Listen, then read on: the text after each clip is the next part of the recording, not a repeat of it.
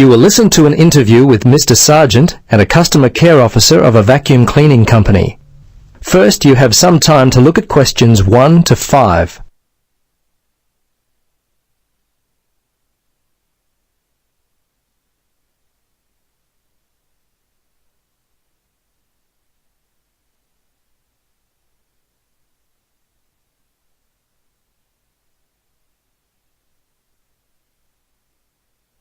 Now, listen carefully and answer questions 1 to 5. Hello. Yes, hello. It's Tom Burlinson calling from Clean It Vacuum Cleaners. Mr. Sargent, is it? Yes. I understand you recently purchased a vacuum from us. Is that correct? Yes, that's right. Well, this is simply a call to find out if you've been happy with your purchase. Our company prides itself on its after-sales service. Just because you've bought from us doesn't mean you're no longer important to us. Could you spare a few moments to answer some questions? Sure. How long will this take? Well, not long at all, Mr. Sargent. Usually only about 3 or 4 minutes. Okay. What would you like to know? Okay, great. I'll just go through the survey form and if you'll just bear with me, this shouldn't take long at all. Okay, first question. Which model did you purchase and when? Yes, it was the super cleaner. We bought it about 2 weeks ago. Let's see, it was a Monday, I think, because my wife's birthday was on the Sunday, 24th. That would make it the 25th. Yes, August the 25th. Okay. Now, do you remember the name of the salesperson? Was he worth remembering? Yes, his name was Jim. My wife and I were very impressed with him. He was a great source of information, very helpful. Great. I'll make sure that your kind words about Jim are passed on to him. Okay, now let's see. Yes. Have you purchased any other products from us this year? Oh, let's see. Of course, we bought the super cleaner. I think that's all. Well, we bought some vacuum bags with it as well.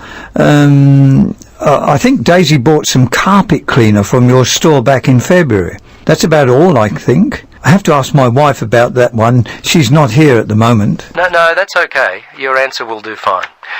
We don't have to be too picky. Okay, so how much money would you say you've spent, all told, in the store? Just an approximate amount will do fine. Wow, that's a difficult question. I don't really know. The vacuum was £150. The other stuff, I'd say around £15, I suppose. The total was around £165. But I couldn't be totally sure. It may be a bit more than that. That's fine. Now, the next thing on my list is how would you rate the quality of the products you purchased? Good, actually. Very good. So far, we've not had any problems with the products from Clean It. Service and value have been very good. So I guess you have a loyal customer. Oh, wonderful. I'm really pleased that your experience with our company has been a positive one.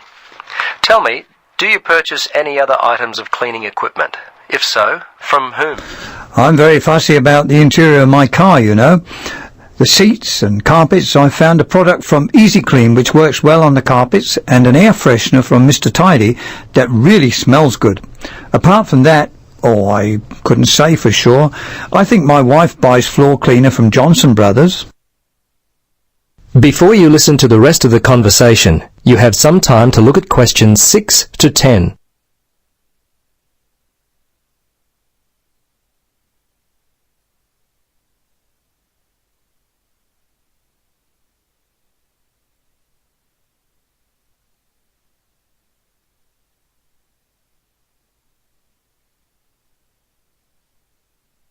Now listen and answer questions 6 to 10. Well, we've just introduced a new line of car fresheners. You might like to stop by. We'll offer you a 20% discount. Okay, we're almost to the end of the questions. Now, I know you were happy with Jim, but overall, how would you rate the quality of our service? Fine. I thought it was good. The lady in accounts was a little unfriendly, but overall I would say the service was quite good, actually. Jim made all the difference, and you certainly seem to be a very nice person. Oh, thanks, Mr. Sargent. Please, Tom, call me Terry. Oh, okay, Terry. Very good. Second last question. We're thinking of expanding our trading hours. When are the best times, the most convenient for you to shop? Oh, I'm not a shopper. I mostly leave it all up to my wife. She works full time. Let's see, For me, I guess I'd have to say Sundays between 1 and 3, and I'm not working on Thursdays now, so if I had to, I guess Thursdays between, say, 11 and 12 noon. Okay. Last question, Mr. Sergeant. Terry, do you have any other suggestions for us? Anything at all? Well, come to think of it now, there was one thing. Turn up the air conditioner. I seem to remember sweltering in there, and it was unpleasant and hot. Also, and this is just me, I always like to have some music playing, quietly in the background. It just makes the place seem friendlier, more professional. Well, I'll certainly mention that to management. Well, that's it. Thanks so much for your time, Terry. If there is anything we can do in the future to help you, don't hesitate to call us. Okay, bye now. Yes, bye-bye, and thanks again. That is the end of section 1. You now have 30 seconds to check your answers.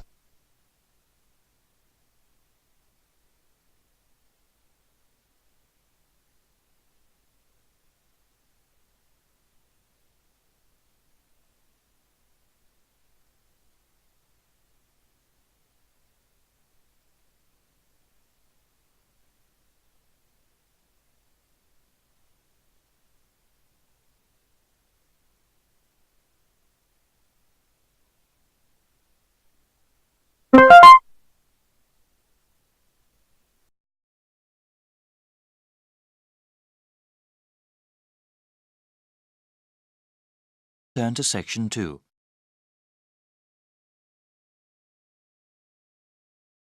Section 2. You're going to hear a talk by a tour guide about the local history of Harbour Town. First, you have some time to look at questions 11 to 15.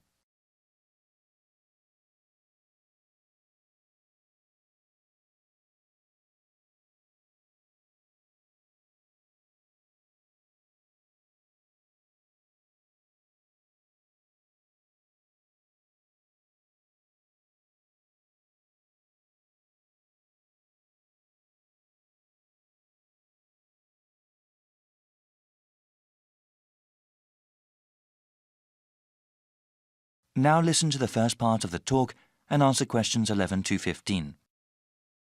Good morning, everyone, and welcome to the historic downtown area of Harbour Town. I'm going to give a presentation on the history of the area before I let you all go. There's great weather today, so I'll try to keep this short. So, from this room, you can see most all of the historic area. This intersection is where the city was first founded, about 350 years ago. The San Gabriel River is wide and deep, and it was an excellent waterway for the movement of goods. Harbour Town used to produce lots of beef and oranges. Before the city grew, there was lots of open land for grazing and planting fruit trees. They traded these products with other towns and cities. The weather in this region is excellent for growing oranges because there are warm summers and mild winters. Citrus fruits can't survive in places where there is severe frost. At the height of citrus cultivation, there were over 500 orchards growing citrus fruit. Unfortunately, this fertile land also had lots of oil underneath it. In the rest of the country, new technology required the energy found in fossil fuels. After the first oil wells were tapped, agriculture gradually gave way to industry. The farms, orchards, and ranches that surrounded the town were replaced by new factories, cities, and roads. There is very little agriculture in the region these days, and certainly no cattle. The oil eventually ran out, of course, but other industries such as aerospace and entertainment were established. Well, that's a brief history of Harbour Town. You can use one of the computer terminals available in the main office if you want more information. Before you hear the rest of the talk, you have some time to look at questions 16 to 20.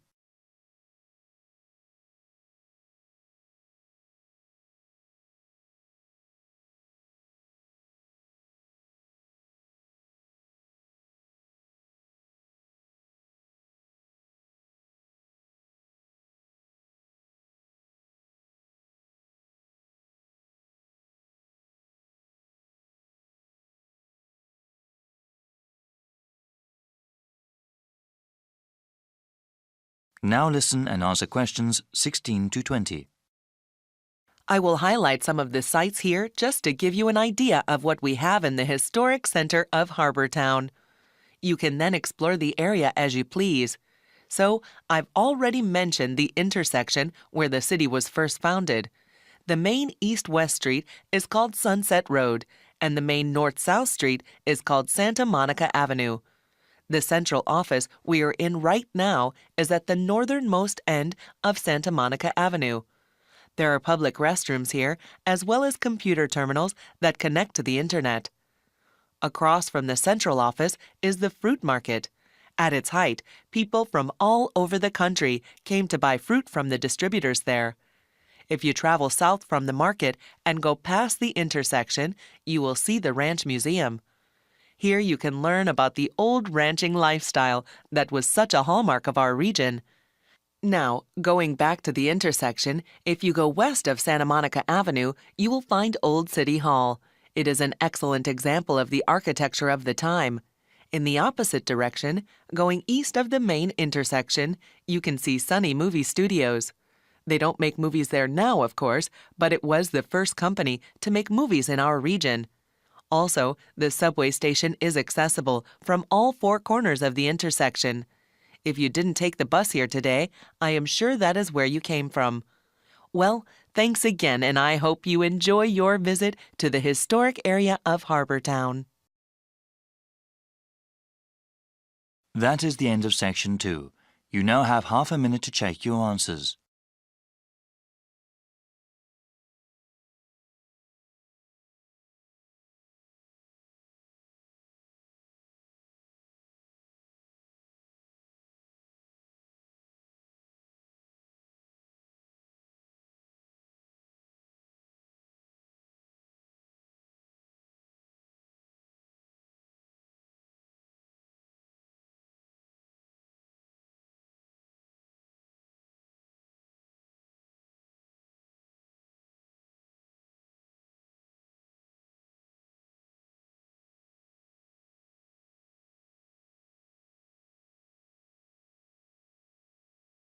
Now turn to section 3.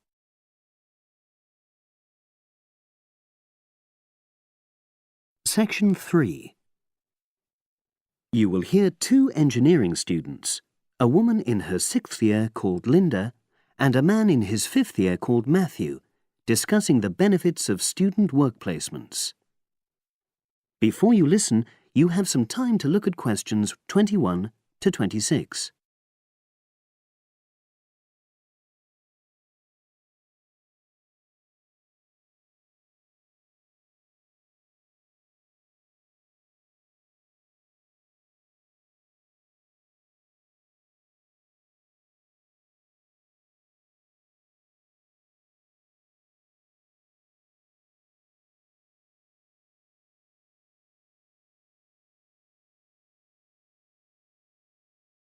Now listen and answer questions 21 to 26.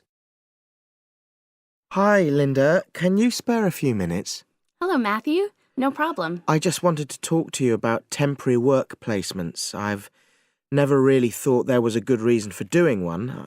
I've got some savings, so I don't really need the money at the moment. But I've had an email from the university about a vacancy that looks quite interesting. You did a placement last year, didn't you? I did, yes. In my case, I wanted to find out if I was making the right career choice before I began applying for permanent jobs. I thought I wanted to work in car manufacturing, but I wasn't sure, so I applied to Toyota. What was the application process like? Lengthy. There were a lot of different parts to it. The dullest one was a psychometric test. You know, when you have to answer loads of questions about yourself. And you're trying to guess what's the best thing to say. Yes. Then there was an activity that we did in groups, which I found really fascinating. Engineers are renowned for being a bit unsociable, but I thought we made a great team. And we had an individual task too. We had to sort through various business documents and prioritize them. It was just like what you have to do as a student, really, just with different content. What exactly were you doing on the placement?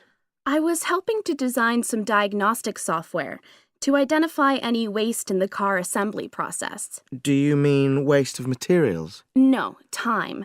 Anything that can speed the process up helps to cut costs. How did the work placement compare to being a student? Was it hard work? Yes, it was. I'd had full-time work before. I've done various unskilled jobs during university holidays, and some of those involve long hours. So I thought I'd find it easy. I was wrong, though. I think when you're on placement, you're always trying to prove yourself. So you push yourself hard to succeed? Yes. But I got a lot of support from my employers. They were always helpful. And then, at the end of the placement, I was given formal feedback. Do you mean on your engineering ability? Well, no. I didn't really need that because we had team meetings every other day. And so I had the chance to discuss technical issues and ask about anything that wasn't clear. The evaluation was about general workplace things, like organizational ability, initiative, that sort of thing. I get the impression you think you benefited from the placement. Well, the best thing is that they've offered me a job for next year. Depending on my exam results, of course, but still. A permanent one? Yes. But apart from that, I learned so much. The industrial environment was much more demanding than the academic one, so my general skills improved, like time management, meeting deadlines. And on the technical side, I learned new software packages, like MS Project. Well, I think you've convinced me that work placements are worthwhile, but while you're here, can you give me advice on something else? Before you hear the rest of the conversation, you have some time to look at questions 27 to 30.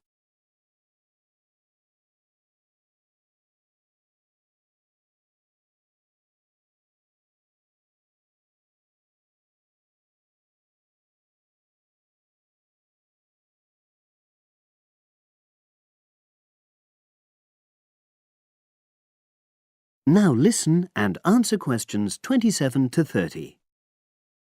I'm about to make a start on the engineering materials module, and I've got a book list here. Can you have a quick look and tell me what you would recommend? That's if you can remember. Let's see. I do remember some of them. Yes, this one, The Science of Materials. I found the subject quite hard generally, but this book is very accessible, so it suited me. It doesn't cover everything, though. What about this one then, Materials Engineering? Oh, yes. I do remember that. But it's a bit out of date now, isn't it? Unless it's a new edition. I don't think so. But what I liked about it were the pictures. They really helped to understand the descriptions. It's useful just from that point of view. Let's see, what else? Oh, yes, that one there, Engineering Basics. I think out of all these, that's got the widest coverage. But I've looked at the contents page and it hardly mentions nanotechnology. Yes, you're right. The evolution of materials does, though. It's a recent publication, so it covers all the latest developments. It's a bit thin on the 1960s, though, and that decade was quite important. Well, it sounds as if they all complement each other in some ways. I don't suppose you can lend me... That is the end of section 3.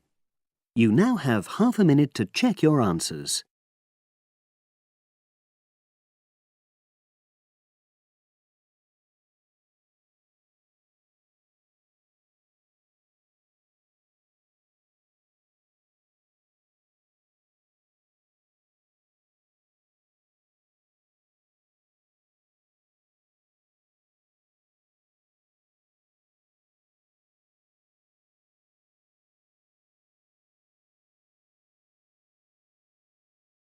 Now turn to Section 4. Section 4. You will hear a lecturer giving a talk on cochlear implants. First, you have some time to look at questions 31 to 40.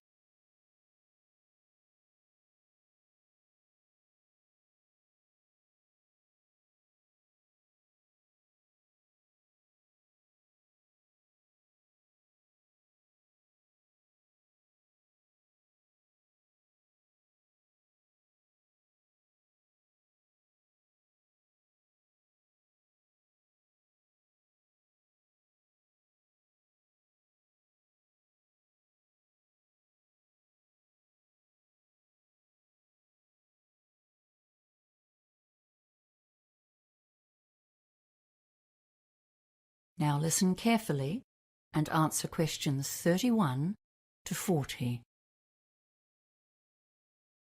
The topic for today's lecture is cochlear implants, which are a relatively new form of technology for assisting people who are profoundly deaf. First, let's revise how normal hearing works. If you look at image 1, you will remember that the ear has 3 sections. The outer ear, or pinna, picks up sounds, which are then channeled through the ear canal to the eardrum, where they are transformed into mechanical vibrations. These are sent to the cochlea, or inner ear. Inside this snail-shaped tube, there are sensory hearing cells that have a variety of functions. The outer hair cells make soft sounds louder and reduce the volume of louder sounds. The inner ear cells transfer this information to the auditory nerve and thence to the brain, which interprets the input as sounds. This sophisticated and sensitive process allows us to process a huge variety of auditory input. For those who are profoundly deaf, the system functions poorly or not at all, and the brain does not receive the input it needs to process and interpret sounds. Image 2 shows how a cochlear implant works. You can see that the implant has 3 main parts. The first external part, behind the ear itself, is the microphone, and at the back of this you can see its associated speech processor, which is a tiny computer. This analyzes and digitizes sounds and sends them to the transmitter, which is worn on the head. Those sounds need to be converted into electrical impulses so that they can be sent to the cochlea. If you look carefully at the image, you can see that just under the skin, directly behind the transmitter, is a surgically implanted receiver. This receives the sounds from the transmitter. It converts these sounds into electrical impulses, which are sent directly to an electrode array that is implanted inside the cochlea itself, thus completely bypassing the ear canal. As you have seen, a cochlear implant does not operate in the same way as the ear, nor, in fact, as a hearing aid. In cases of mild hearing loss, hearing aids can be very helpful. They simply amplify the normal sound waves as they travel down the ear canal. However, they generally cannot overcome severe hearing difficulties, and this is where cochlear implants come into play. So, what are the pros and cons of using a cochlear implant? Well, firstly, cochlear implants can deliver significant improvements in hearing for some users, and some people report dramatic improvements in the perception of individual words and sentences over the weeks and months after an implant. However, a cochlear implant is not a magic bullet that works equally well for all users. The sound signals that the brain receives from an implant are quite different from normal ones, and this means that the user has to relearn how to hear. Many users report that speech sounds robotic after a cochlear implant, and the degree to which people can adjust to this new kind of hearing varies hugely with each user and situation. It is important to understand that a cochlear implant is not a cure for deafness and that the user is still deaf. Especially for a child, an implant is a long-term commitment, involving lengthy and intensive training. The user must learn to reinterpret sounds and will likely need to augment this with speech therapy, so that people in the community can easily communicate with them. The implants work much better in quiet situations than in noisy ones, so they still need to learn to lip read and to use sign language. The surgery itself is not without risk, though it has greatly improved since it was first performed, and there is some possibility of damage to facial nerves. Another disadvantage of a cochlear implant is that the surgery may remove any natural hearing that the deaf person still retains. This takes away the possibility of using a hearing aid should the implant not be effective. For this reason, many users have implant surgery performed on only one ear, the one with the least natural hearing. So, who is best suited to receiving an implant? Many factors impact on this decision. The most significant one appears to be the duration of the deafness. And as you would expect, those who have been deaf for a long time generally have lower success rates. The second related factor is how old the patient was when they became deaf, and maybe more significantly, whether they had learned to speak before they became deaf. Those who become deaf postlingually generally have better outcomes. Another factor is the health and structure of the cochlea and how many nerve cells the user retains. This is related to the cause of the hearing loss, and recent research is exploring how the spinal ganglion or nerve cells are affected by disease. That is the end of section 4. You now have half a minute to check your answers.